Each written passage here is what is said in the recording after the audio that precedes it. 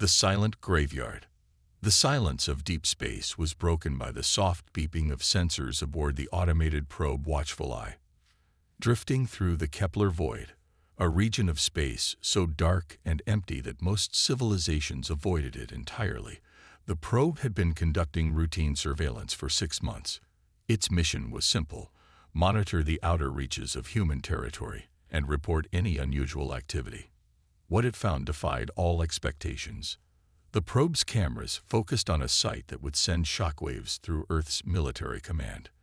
Floating in the eternal darkness were the remains of nearly 200 starships, their hulls twisted and torn, drifting like metallic ghosts through the void. These weren't human vessels. The distinctive crimson armor plating and angular design could only belong to one faction in the galaxy: the Draconian Armada. For 3 centuries, the Draconians had been the most feared military force in known space. Their ships were technological marvels, their warriors legendary, their conquest absolute. They had never lost a major engagement. Their armada was considered unstoppable, a force that had crushed 17 different civilizations and absorbed their territories into the ever-expanding Draconian Empire. Yet here they floated, dead in space. Back on Earth, the emergency session of the Global Defense Council convened within hours of receiving the probe's transmission. Admiral Rebecca Torres stood before the massive holographic display, showing the wreckage field, her weathered face grim as she addressed the assembled military leaders. "Ladies and gentlemen, we are looking at the impossible," she began, her voice carrying the weight of 40 years of military service. The Draconian Sixth Fleet, consisting of 197 vessels, including their flagship Crimson Dominion, has been completely destroyed. No distress signals were detected. No escape pods have been found. There are no survivors. The room erupted in whispers and concerned murmurs. General Harrison, Earth's chief military strategist, leaned forward in his chair. "Admiral, what force could possibly accomplish this? The Draconians have never suffered losses on this scale." Torres manipulated the holographic controls, zooming in on individual ships. "That's what we need to find out, General. Because whatever did this to the Draconians might turn its attention to us next." The images were disturbing. Draconian warships, each one the size of a small city, floated with massive holes torn through their hulls. But these weren't the clean punctures of energy weapons or the jagged tears of explosive impacts.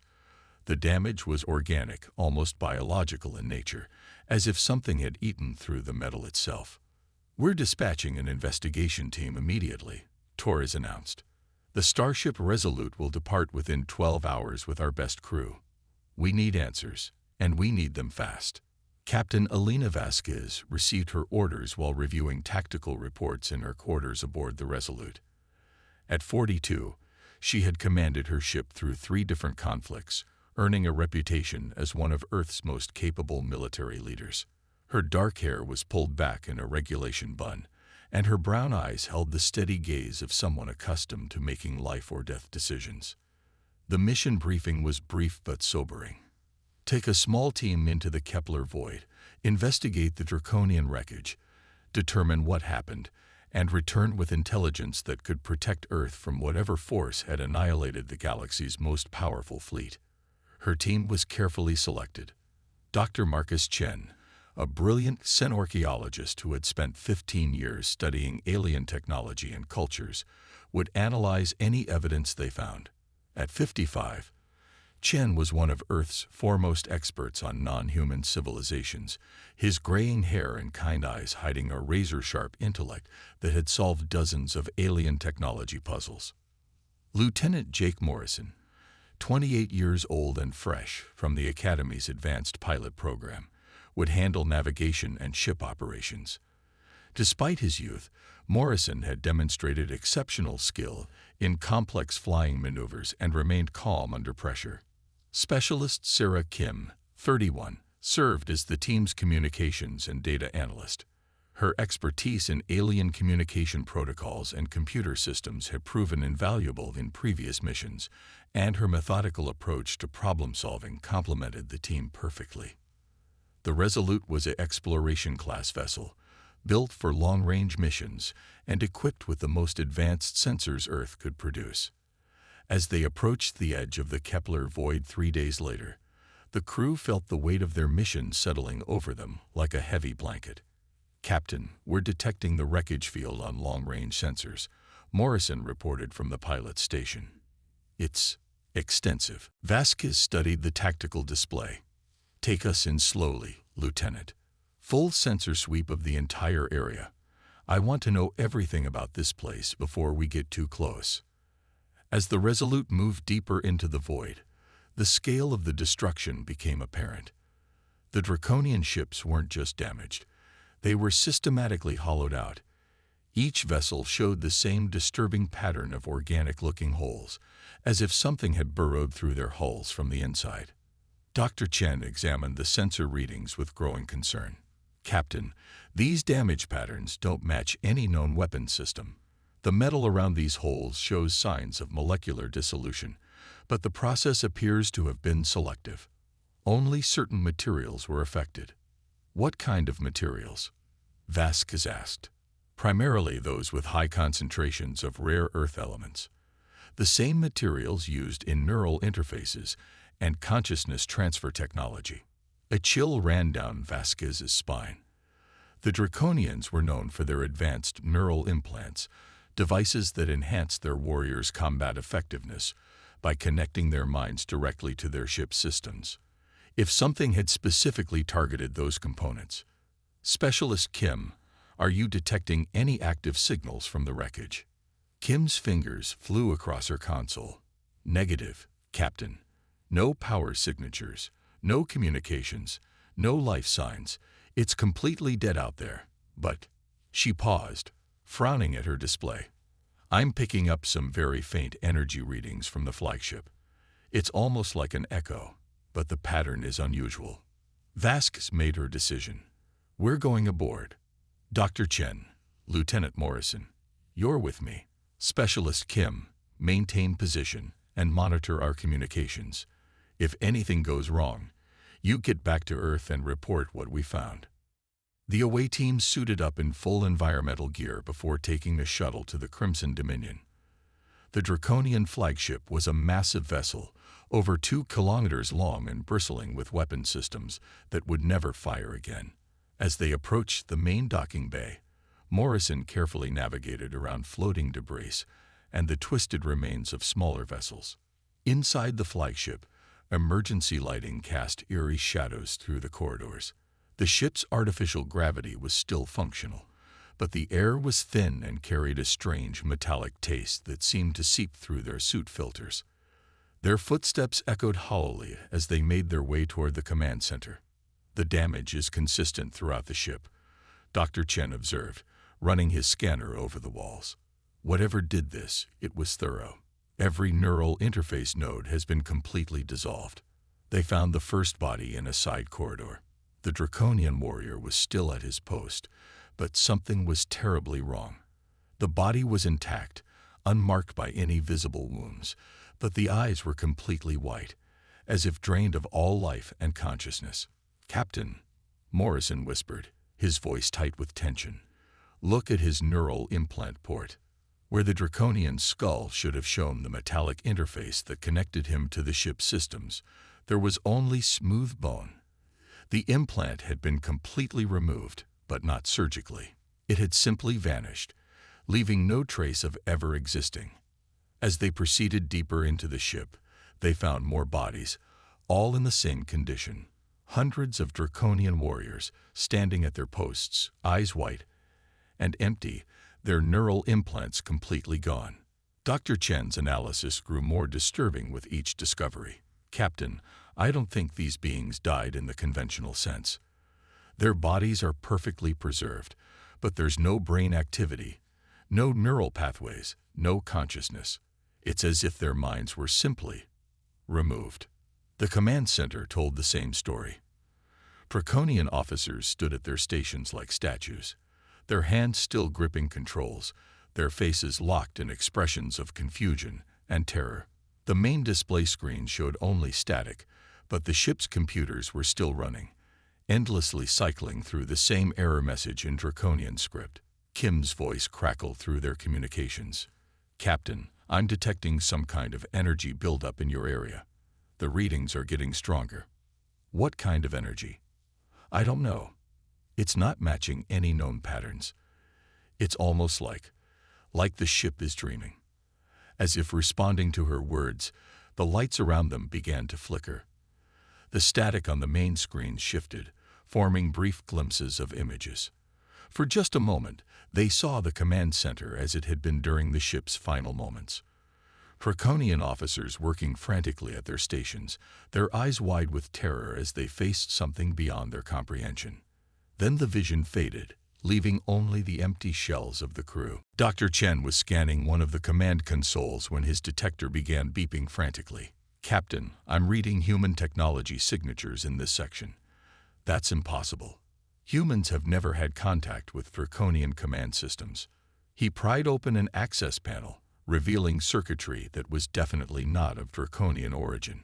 Hidden among the alien components were pieces of technology that could only have come from Earth. Neural interface adapters, consciousness mapping processors, and quantum entanglement communicators. Vasquez felt her blood turn cold. How did human technology get aboard a Draconian flagship? Before Chen could answer, the ship around them shuddered.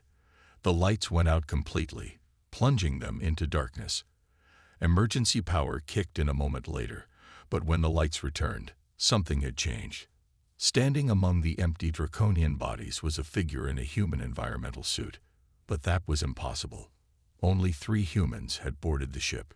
Morrison raised his weapon, but Vasquez held up a hand to stop him. Something about the figure seemed familiar, though she couldn't place it. As they watched, the figure turned toward them, and through the helmet's faceplate, they could see a human face they recognized.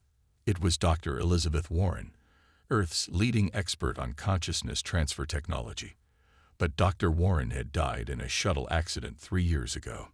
The figure's lips moved, and Warren's voice echoed through their communicators, though the words seemed to come from very far away. "You shouldn't have come here. It's already too late.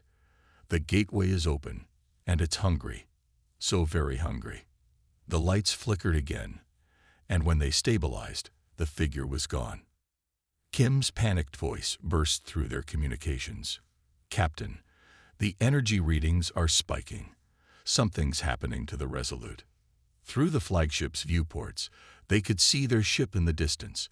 Dark tendrils of energy were wrapping around its hull, the same organic-looking dissolution patterns beginning to form on its outer plating. "Get us back to the shuttle. Now," Vasquez ordered. As they ran through the corridors of the dead flagship, the ship around them began to change. The walls themselves seemed to pulse with dark energy, and from somewhere deep in the vessel came a sound that made their souls freeze with terror. It was the sound of something vast and ancient stirring to wakefulness, something that had been sleeping in the darkness between stars. They reached the shuttle just as the Resolute's hull began to buckle under the assault of the dark energy. Morrison's hands flew over the controls, bringing the small craft's engines online as the flagship around them started to collapse inward, as if being consumed by an invisible force.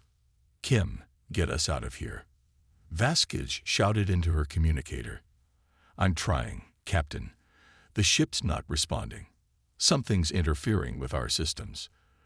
The shuttle broke free of the flagship just as the massive vessel imploded, collapsing into a sphere of twisted metal and dark energy.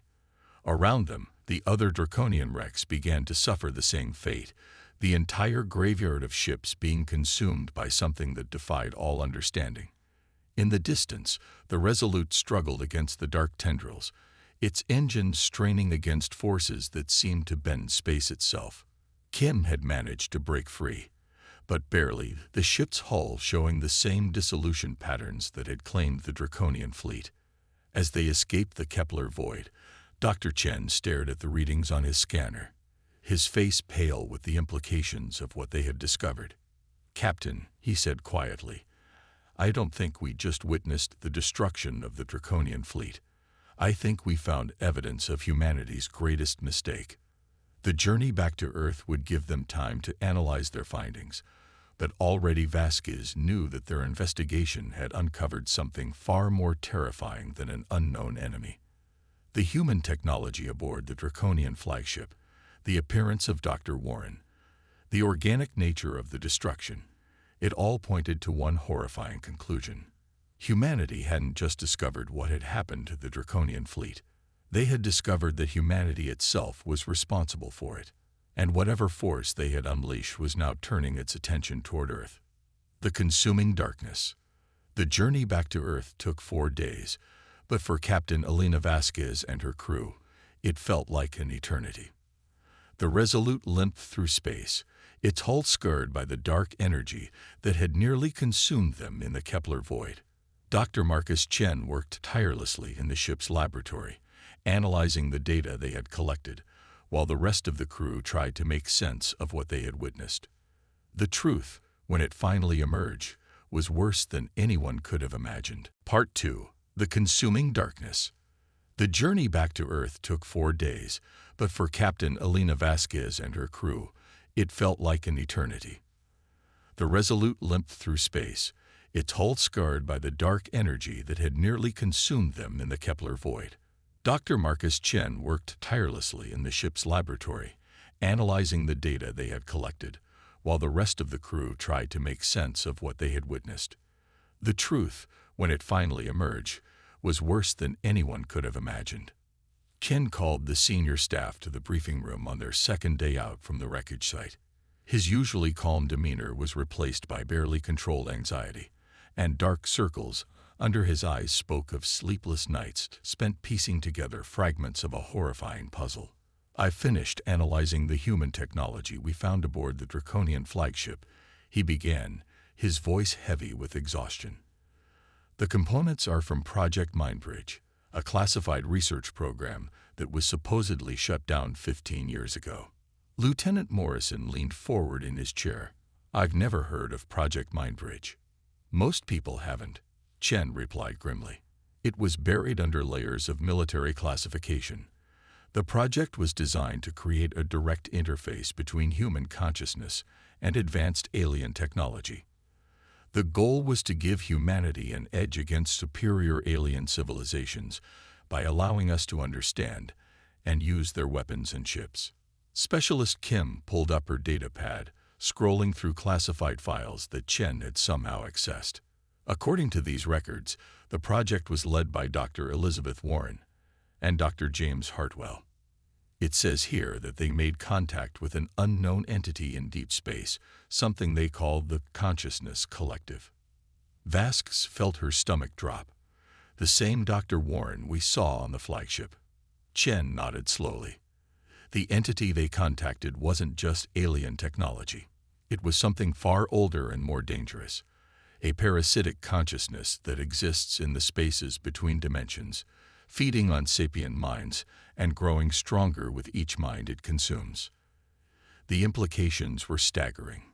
The research team had made contact with something that existed beyond normal spacetime, something that viewed conscious beings as nothing more than food, and humanity had tried to weaponize it. The project files indicate that Warren and Hartwell believed they could control the entity, Chen continued. "They thought they could use it to enhance human consciousness, to give us the ability to interface directly with any technology we encountered. What they actually did was open a doorway for something that should have remained locked away." Kim's voice was barely above a whisper. "What happened to the research team?" "Officially, they died in a shuttle accident 3 years ago. Unofficially," Chen paused, his hands trembling slightly as he accessed another file, "I found evidence that suggests the accident was staged. The team didn't die. They were consumed by the entity, their consciousness absorbed and used to facilitate further contact with our reality." The briefing room fell silent as the crew absorbed this information. Morrison was the first to speak. "So the thing that destroyed the Draconian fleet, it's connected to Earth." "More than connected," Chen replied. "According to these files, Earth's military command made a deal with the entity. They agreed to provide it with a test subject in exchange for access to advanced consciousness transfer technology. The test subject was the Draconian 6th Fleet." Vasquez slammed her fist on the table, her anger overwhelming her shock. They used the Draconians as guinea pigs for an interdimensional parasite. The military believed they could contain the entity to a specific region of space, Chen explained. They guided the Draconian fleet into the Kepler void using false intelligence about a human colony ship in distress. Once the fleet was in position, they activated a beacon that called the entity to feed. The horror of it was almost incomprehensible. Earth's leaders had deliberately sacrificed nearly 200,000 Draconian lives to test a weapon they didn't understand. And now that weapon was growing stronger. "There's more," Chen said, his voice dropping to barely above a whisper. "The entity doesn't just consume consciousness. It learns from what it consumes. Every mind it absorbs adds to its knowledge and power. After feeding on the Draconian fleet, it now understands military tactics, advanced technology, and—" He paused, meeting Vasquez's eyes. "It knows everything about Earth's defenses." Kim's scanner began beeping urgently. She looked down at her readings, her face going pale. "Captain, I'm detecting long-range communications traffic. Multiple signals coming from the direction of Earth." "What kind of signals?" "Distress calls, dozens of them. From civilian ships, military vessels, even orbital stations. They're all reporting the same thing." Kim's voice cracked with emotion. "Dark energy attacks. Ships being consumed from the inside out. And the attacks are moving toward Earth." The entity had finished with the Draconians and was now turning its attention to the civilization that had awakened it. Humanity's attempt to weaponize an interdimensional parasite had backfired catastrophically, and now the parasite was coming home to feed. Vask stood up, her command training taking over despite the overwhelming nature of the threat. "Set course for Earth, maximum speed. Send ahead a priority alert to Earth Defense Command. Tell them we have critical intelligence about the attacks." But even as Morrison input the course corrections, Chen was shaking his head. "Captain, I don't think conventional weapons will work against this entity. It doesn't exist entirely in our dimension. Physical attacks pass right through it, and energy weapons only seem to make it stronger. Then how do we fight it?" Chen was quiet for a long moment, studying his data. "The entity feeds on consciousness, but not all consciousness is the same. The Draconians were highly unified in their thinking, their minds linked through neural implants that made them efficient but predictable. Humans are different. Our consciousness is chaotic, individualistic, unpredictable. That might be our advantage." "Explain." "The entity is like a virus that attacks computer systems. It's incredibly effective against systems that are organized and predictable, but it struggles with chaos and randomness. Human consciousness, with all its contradictions and irrationalities, might be too chaotic for it to fully consume." It was a thin hope, but it was all they had. As the Resolute raced toward Earth, the crew could see the evidence of the entity's approach in the growing number of distress signals. Ships vanishing without a trace, orbital installations going dark, entire colonies falling silent. When they arrived at Earth's outer perimeter, they found chaos. The space around the planet was filled with debris from destroyed vessels, and the few surviving ships were fleeing in all directions. Admiral Torres contacted them immediately, her voice tight with desperation. "Captain Vasquez, thank God you're alive. We need your intelligence report immediately. We've lost contact with 17 orbital stations and over 300 ships. Whatever hit the Draconians is now attacking us." "Admiral, we need to evacuate Earth's population immediately," Vasquez replied. "This entity feeds on consciousness itself. The more minds in one place, the stronger it becomes. Evacuation isn't possible. We have 12 billion people on Earth and the colonies. There's nowhere to run, and not enough ships to move them even if there were."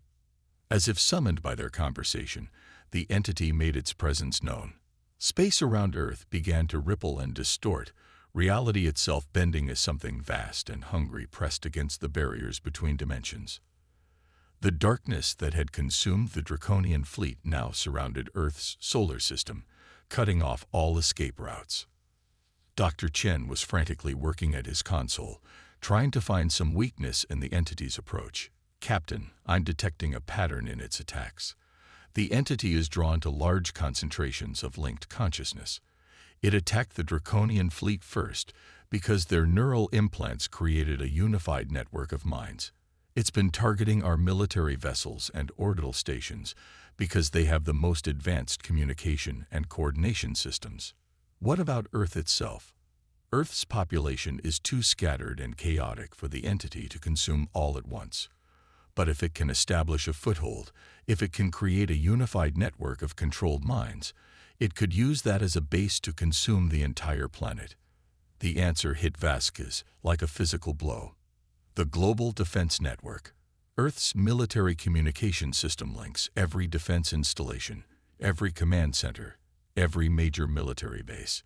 If the entity gets control of that, it would have access to billions of minds through a single unified network. Chen finished. They were racing against time. The entity was already probing Earth's defenses, looking for the most efficient way to establish its foothold. The Global Defense Network represented exactly what it needed, a pathway into the minds of Earth's population. Morrison's voice cut through their planning. "Captain, we're receiving a transmission from Earth Defense Command. It's Dr. Warren." The main screen flickered to life, showing the face of the scientist who had supposedly died 3 years ago. But this wasn't the Dr. Warren they had seen on the Draconian flagship. This version looked more solid, more real, as if the entity was learning to better mimic human appearance. "Captain Vasquez," Warren's voice carried an otherworldly quality, harmonics that seemed to come from multiple sources at once. "You've seen what happened to the Draconians. You know what we are capable of. Surrender now, and Earth's population will be absorbed peacefully. Resist, and they will suffer as the Draconians suffered." "We're not surrendering," Vasquez replied firmly, "and we're not going to let you turn humanity into empty shells." Warren's image smiled, but the expression was wrong, too wide, and containing too many teeth. "You misunderstand. We don't empty consciousness. We perfect it. We take the chaos and contradiction of individual minds and merge them into something greater. The Draconians were an excellent start, but humanity will be our masterpiece." The transmission cut out, leaving the crew in stunned silence.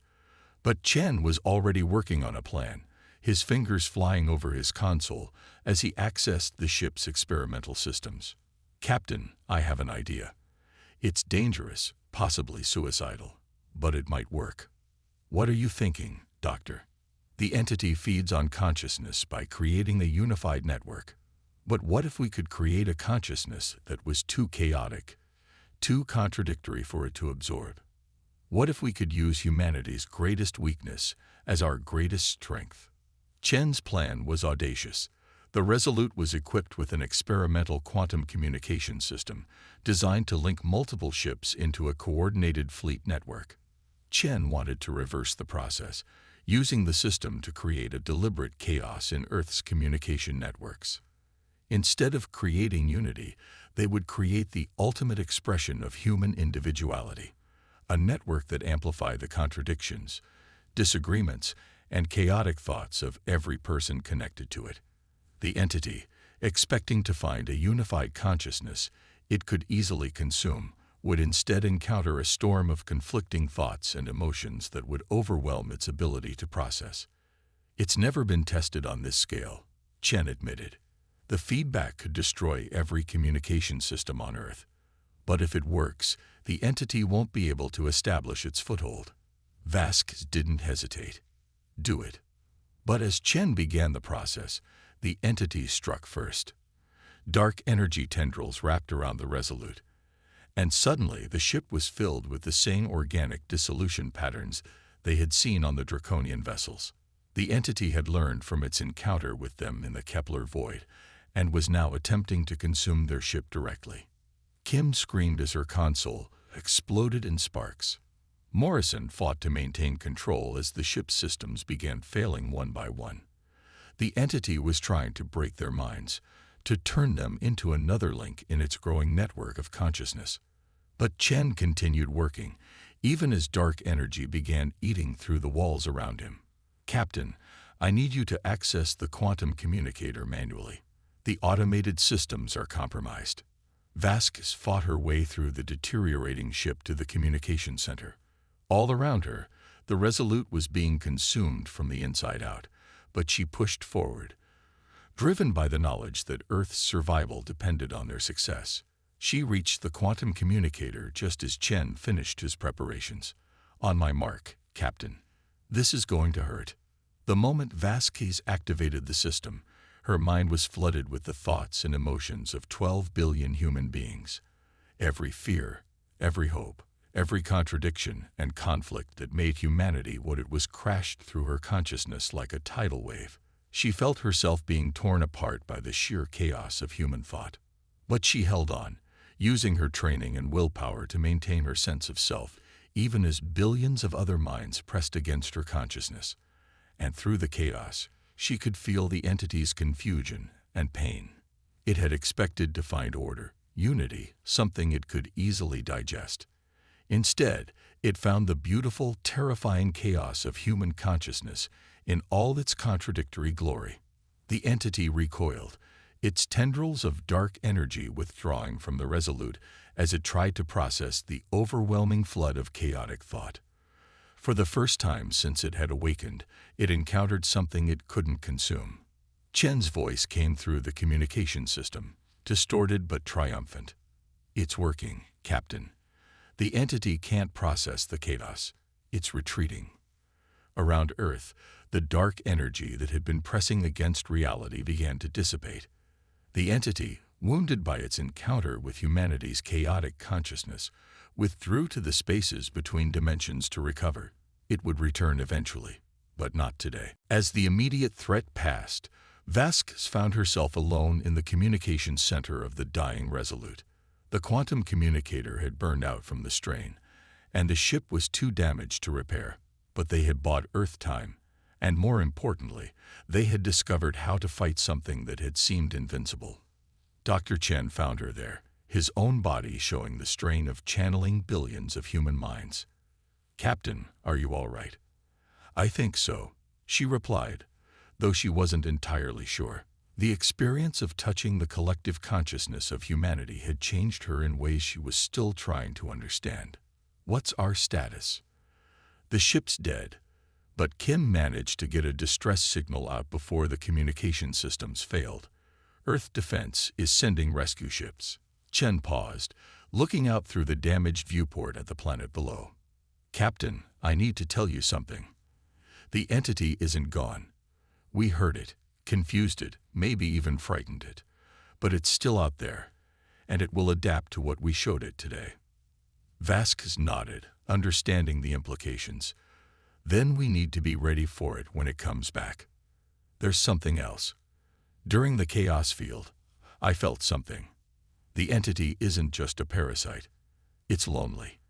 It's been consuming consciousness for eons, trying to understand what it means to be truly alive. When it encountered human consciousness, it felt something it had never experienced before.